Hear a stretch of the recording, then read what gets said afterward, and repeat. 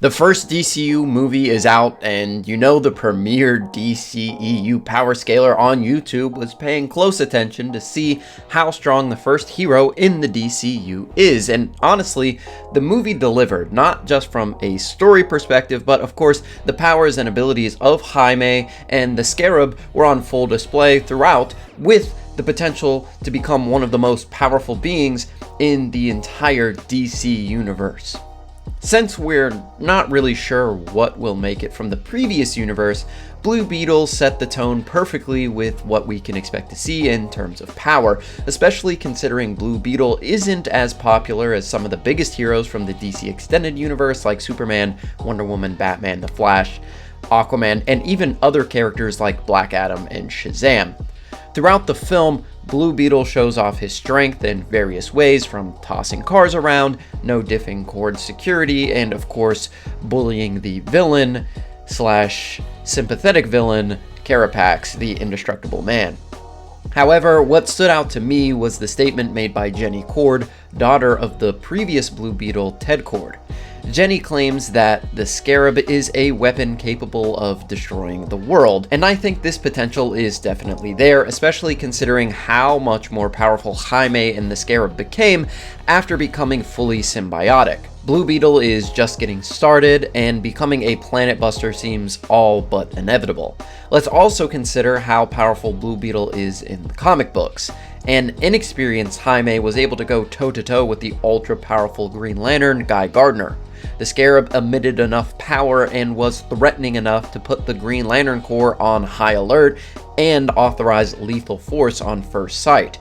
The power of the most proficient Green Lanterns is off the chart, with power levels above that of universe-destroying beings. Not to mention, Jaime could even hurt Kryptonians. So when considering the possibility of the Scarab being a world-destroying, earth-shattering threat, and at the power level of some of the most powerful beings in the new DC universe, it all makes perfect sense. I'm sure we'll see Jaime grow more and more powerful as the universe expands, and he will eventually reach the planet busting of the Scarab. Oh, and did I forget to mention that we literally see the Scarab obliterate a planet during the opening credits? So, I mean, it's all pretty cut and dry. Blue Beetle also shows off his other various powers throughout the film, such as weapon manifestation. As the Scarab says, anything he can think of, it can create for him. He creates blades, hammers, and a Final Fantasy-inspired sword to battle his enemies. However, it doesn't just end with melee weapons. He can also create lethal or non-lethal weapons, which fire energy projectiles that can either launch away his foes, incapacitate them with like a staple gun type mechanism, or even kill them with energy blasts. Although Jaime decides on a strict no-killing rule, which is pretty cool to see.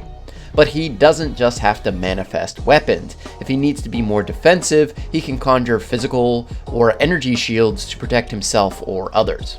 His durability is also very impressive. He flies faster than the speed of sound and slams into solid concrete without any issue. He's completely bulletproof and is only ever seriously injured prior to becoming symbiotic with the Scarab.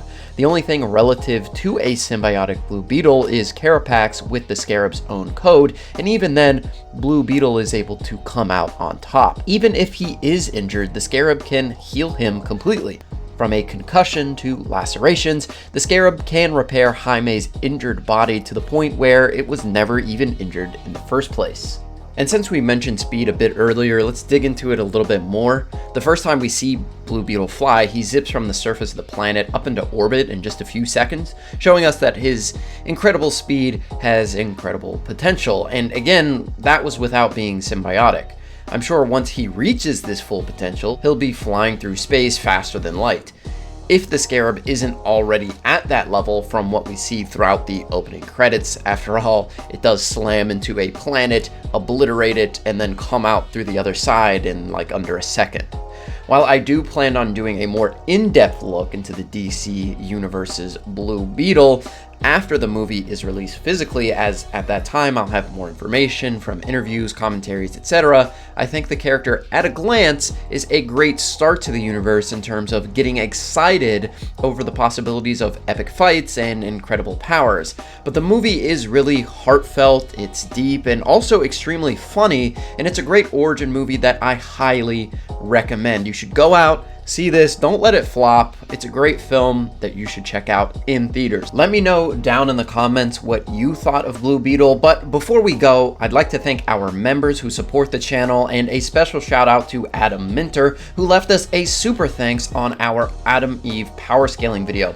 We're glad that you liked the Adam Eve video despite not knowing much about the Invincible universe. And if any of you out there would like us to respond to a question or comment in a video, be sure to leave it as a super thanks and we will respond in our next video. But if you can't, we will still be responding to as many comments in the comment section that we can. We appreciate all your support, whether it's just a view or a like or a comment, but we especially appreciate our members and those who leave super chats and super thanks. They really help support the channel so we can continue bringing content to you guys on a weekly basis. Thanks again for watching, everyone, and remember the motto, it's Blue Beetle over everything, and I'll see you guys next time.